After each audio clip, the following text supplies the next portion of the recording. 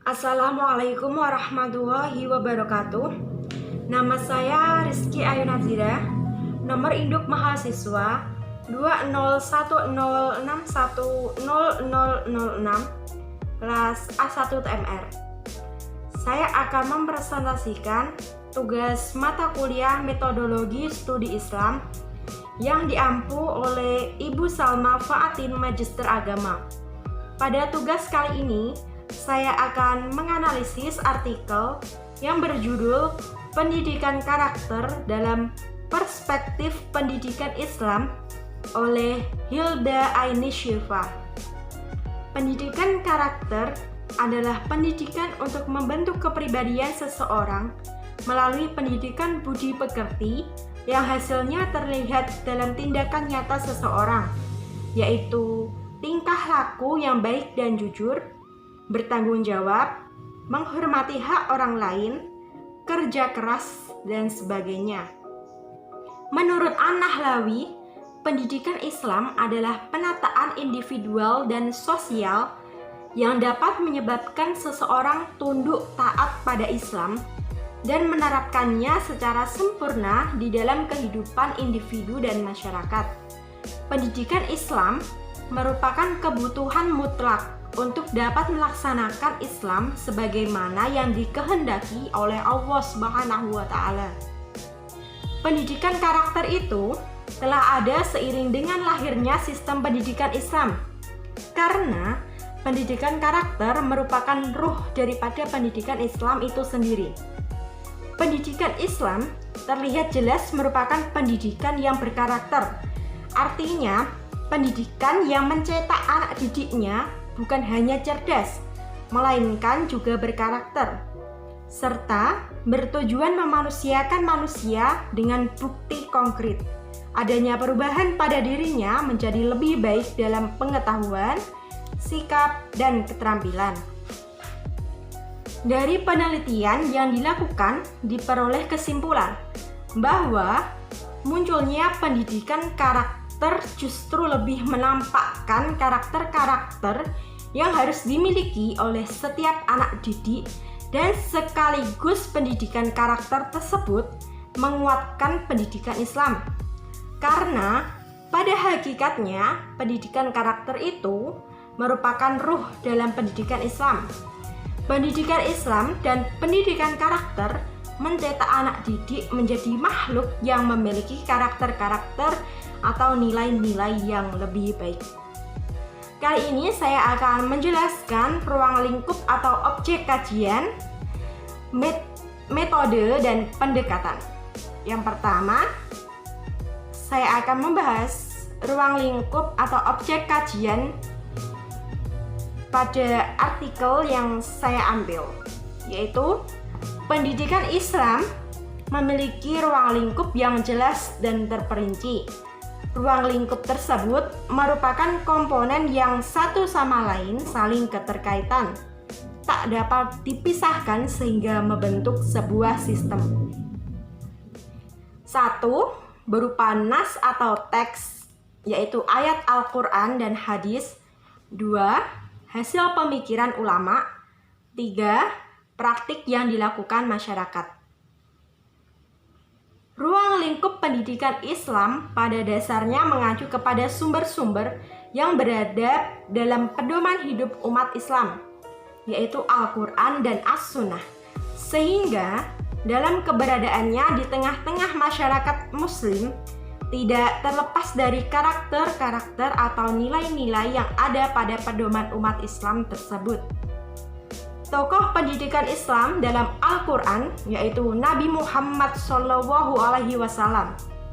Sejak pertama kali beliau mensyiarkan ajaran agama Islam, tidak menafikan dengan penanaman nilai-nilai yang mulia yang harus dimiliki oleh anak didiknya, yaitu para sahabat. Terutama penanaman al-akhlak al-karimah.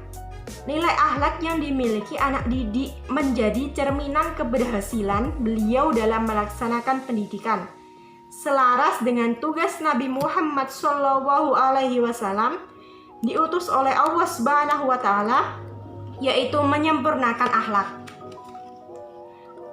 Para filsuf Muslim sedari awal telah mengemukakan pentingnya pendidikan karakter. Ibnu Maskawih menulis buku khusus tentang akhlak dan mengemukakan rumusan karakter utama seorang manusia. Demikian pula Al-Ghazali, Ibnu Sina, Al-Farabi, dan banyak filsuf lainnya. Sebelum hasil penelitian para ulama Islam terhadap Al-Quran dan hadis menunjukkan bahwa hakikat agama Islam adalah akhlak dan mental spiritual. Ruang lingkup pendidikan Islam yang terakhir adalah lingkungan, sebagaimana terdapat praktik yang dilakukan oleh masyarakat.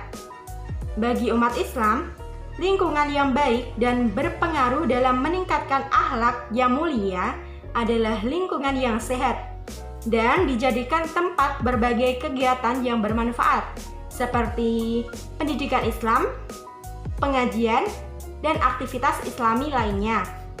Adapun lingkungan yang harus dibina dengan konsep pendidikan Islam antara lain lingkungan keluarga, lingkungan sekolah, dan lingkungan masyarakat. Selanjutnya saya akan membahas mengenai metode dan pendekatan pada artikel yang saya ambil, yaitu penelitian yang dilakukan menggunakan metode deskriptif analitik, yaitu dengan menggambarkan teori-teori menurut para ahli tentang pendidikan karakter dan ruang lingkup pendidikan Islam. Kemudian, penulis menganalisanya untuk ditemukan persamaan dari keduanya. Metode deskriptif analitik adalah suatu metode yang berfungsi untuk mendeskripsikan atau memberi gambaran terhadap objek yang diteliti melalui data atau sampel yang telah terkumpul sebagaimana adanya. Tahapan dimulai dengan melakukan reduksi data dari sumber kepustakaan, kemudian mengorganisasi dan memaparkan data serta melakukan verifikasi. Kemudian diakhiri dengan menyimpulkan data untuk menjawab perumusan masalah. Selanjutnya saya akan membahas tentang mengenai pendekatan. Pendekatan yang dipakai dalam penelitian tersebut yaitu pendekatan filosofis. Berdasarkan pendekatan filosofis bagi pendidikan Islam dapat diartikan sebagai studi proses tentang kependidikan yang didasari dengan nilai-nilai ajaran Islam menurut konsep filosofis, yaitu berdasarkan Al-Quran dan As-Sunnah. Pendekatan filosofis ini memandang bahwa manusia adalah makhluk rasional atau makhluk yang berpikir hayawanun natik, sehingga segala sesuatu yang menyangkut perkembangannya didasarkan kepada sejauh mana pengembangan berpikir dapat dikembangkan.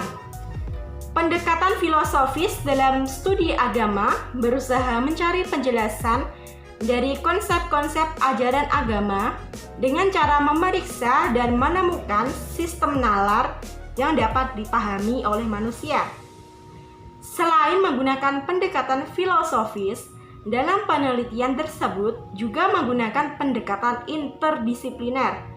Pendekatan interdisipliner adalah pendekatan dalam pemecahan suatu masalah dengan menggunakan tinjauan berbagai sudut pandang ilmu serumpun yang relevan atau tepat guna secara terpadu. Pentingnya pendekatan ini semakin disadari keterbatasan dari hasil-hasil penelitian yang hanya menggunakan satu pendekatan tertentu. Sekian presentasi dari saya. Mohon maaf bila ada kesalahan dalam tutur kata. Terima kasih. Wassalamualaikum warahmatullahi wabarakatuh.